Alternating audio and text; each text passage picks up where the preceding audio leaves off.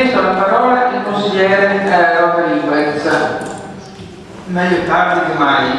Mi riferisco all'articolo 30,2 comunicazioni.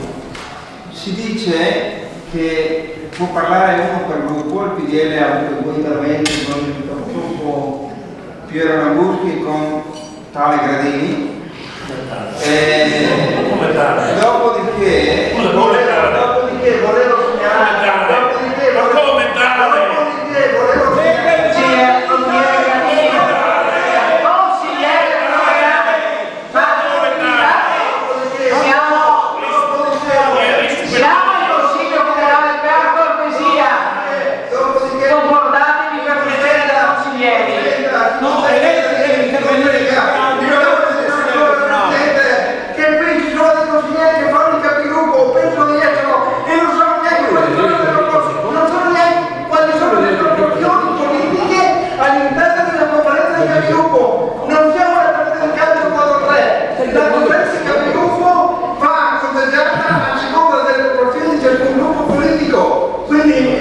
non c'entra niente 4-3 a favore e quindi la conferenza di capigruppo ha vinto torna, che non c'è neanche chi vuol dire e come si contenta il capigruppo il consigliere Lambruschi. Il consigliere Rodriguez, per cortesia, la cosa non riguarda la domanda che vi avevo rivolto.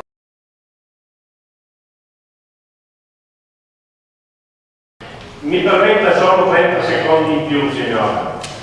Le ho già detto al consigliere Rodriguez che non mi citi più nei suoi interventi, perché il passato, quello che ha fatto lei nei miei confronti, è meglio che non lo metta io nella stampa. Le voglio invito formalmente di non nominare più il nome di Gradini Luciano, che ha nulla a che fare con gli animali.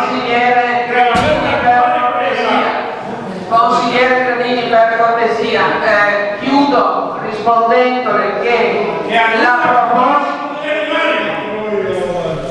Consigliere Gradini, rientri per cortesia nel comportamento